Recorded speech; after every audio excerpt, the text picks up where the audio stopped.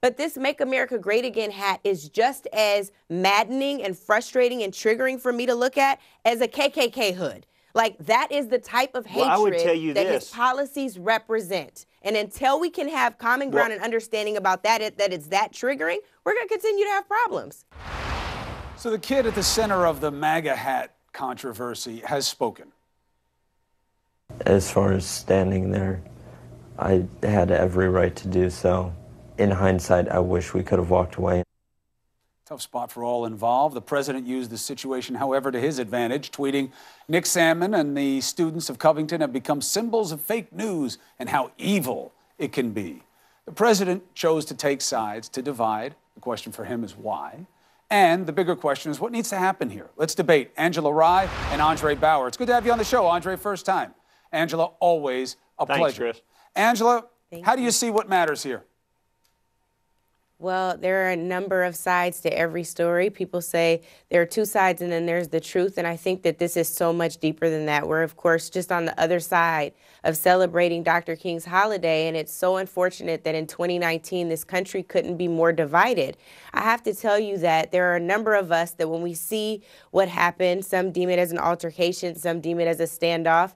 I see this hat. Right, Chris? And this hat represents so much more to me than just a symbol of free speech to the wearer. This is a hat that represents the man who announced his campaign as, you know, with Mexicans being drug dealers and rapists, and let's build this wall. This is a man whose hat represents the same person who said he would pay the legal fees of someone who punched a black protester in the face at one of his rallies. Someone who has trafficked in racism, I would say is racist and definitely spews racist rhetoric. It is hard to divorce his policies, the rhetoric, the propaganda, his supporters from these actions. And unfortunately, these young men who perhaps one day will regret their actions. It sounds like the main one who was standing right in the face of the Native American leader is already regretting some of those actions. And unfortunately, it represents so much of what we've seen, not just in 2019, 2018, 2017, 2016, but what we've seen in this country from its founding. Andre.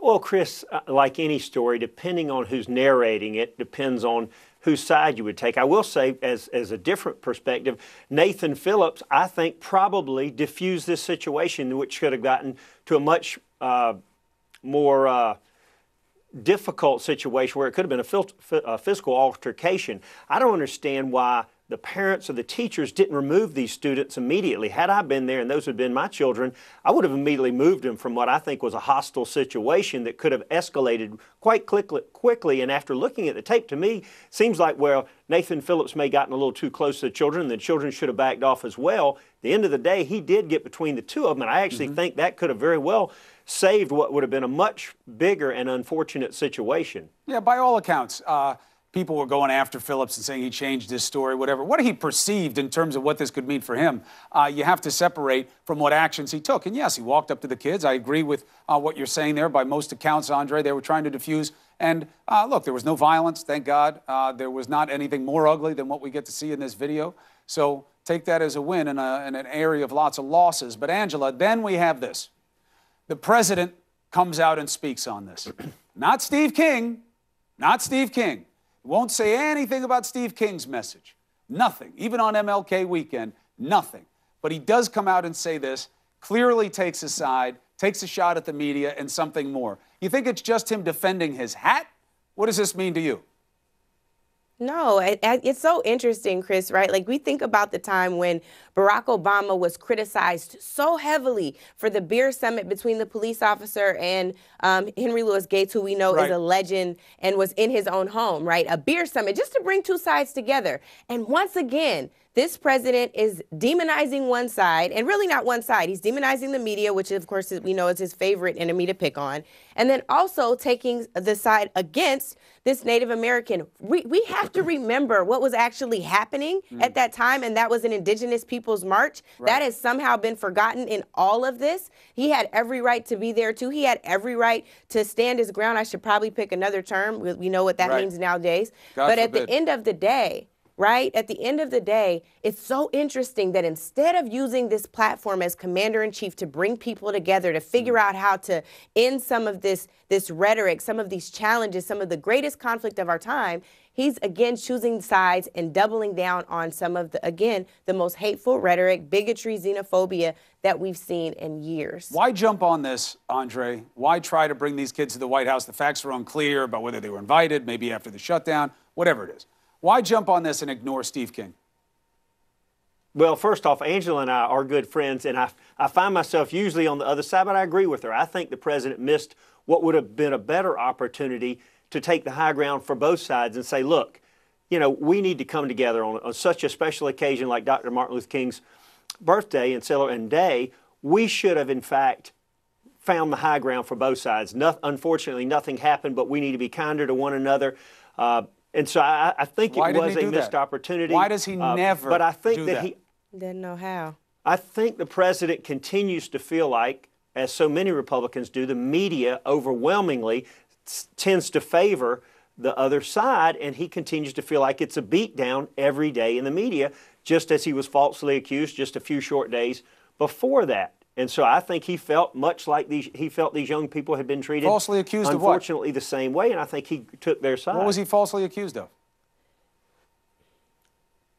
He was falsely accused of talking to the other side. The media immediately jumped on an untrue story, and then every pundit out there immediately said, oh, well, immediately he needs to be impeached, when in fact we know that wasn't. Oh, you're talking about the BuzzFeed story, and that's I think was on the president's mind. So when this happened, he decided to take a situation as volatile as this and play to advantage because he was upset about the BuzzFeed story. Well, Chris, I think it's a continual that he sees so much media coverage that's not true and unfair towards him.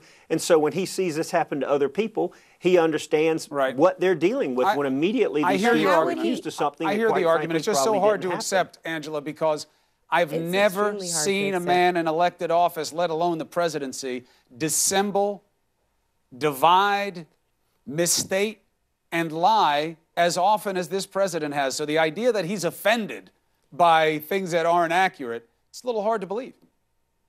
Well, and not only is it hard to believe, it's hard to accept. I wish that for one moment, right, we can talk about what we see, because people are talking about, well, you know, what is happening right now as a result of what happened in this particular incident is our varying perspectives. And I think that's such a powerful point.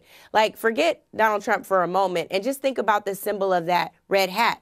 When I see the Make America Great Again hat now, Chris, I am triggered. I'm so triggered. Andre, I think in a lot of ways our friendship has been compromised by the fact that you continue to support this man. The one thing I will say to you, to be absolutely fair, is more than anybody else that I know on this network, you will regularly take Donald Trump to task. I don't agree with you on this last point, but this Make America Great Again hat is just as maddening and frustrating and triggering for me to look at as a KKK hood. Like, that is the type of hatred that his policies represent. And until we can have common ground and understanding about that, that it's that triggering, we're going to continue to have problems. Final word, Andre. Then I would just say, you don't let people run around in your head rent-free. There are things that offend me, but I don't let them offend me. A lot of people take that red hat that they believe we elected an individual that was willing to take on everybody from Wall Street to the media to go in and drain the swamp and clean Washington out and put this country back on the path to where we believed America was first, and to make it great again, to where we looked after the people in this country first and foremost. And there's a lot of unheard people in America that felt like Donald Trump was the vehicle to make that happen. Well, look, when was it great, Andre? Well, I don't believe that it's not great now, but there have been days when we worried about the people in this country. Tell me the year. You know the problem with this. Better every day. Andre's being smart, because anytime you go into our past, you would have to be identifying a period where we were not as free and equal as we are today. And that's the problem with something that inherently asks us to look back to an earlier time. That's to Angela's exactly point right. about being sensitive. And look, I was with you. When I first saw the hat, I was like, it's a slogan hat. That's what they are. I understand differently now. I am blessed with enough people in my life who have different experience when it comes to what that hat means to them and how they feel they're represented in that dynamic. I get it. It's not just a hat. It shouldn't be, and that's why we got to know why the kids were wearing it there. But Andre, Thank you for making the points. Angela, as always, be well. Thank All right. you. Thank you, Chris. See you, Angela. Can you... Hi, everyone. My name's Mike. I'm the creator of Mox News. And for the last 15 years, I have been telling you that as long as I have the support of the community that I serve, Mox News will post videos forever. And that's the truth. As long as I have your support, no one could ever make me stop. Unfortunately, currently, less than 1/2 of 1/10 of 1% of Mox News viewers ever donate, tip, or contribute anything back. Again, let me make that really clear. Much less than 1/2 of 1/10 of 1% ever give anything back. And to those of you who have donated to Mox News, I want to thank you so much, because it's because of your generosity that we have been able to bring attention to important videos that millions and millions of eyes would have never seen. And I think that that's an amazing thing that we've been able to make happen together. And I can't thank you enough for helping me make that happen. So it's not too late. If you'd like to see Mox News covering the 2020 presidential election, if you can't imagine the 2020 presidential election without Mox News, please, there's still time. You can make a difference. It's easy to make a contribution, donation, or tip. You can go to moxnews.com, or in the text body of this video, there are clickable links to the Patreon page or to the PayPal page. And again, it should take less than 2 minutes to make a donation, and your donation can make a big difference.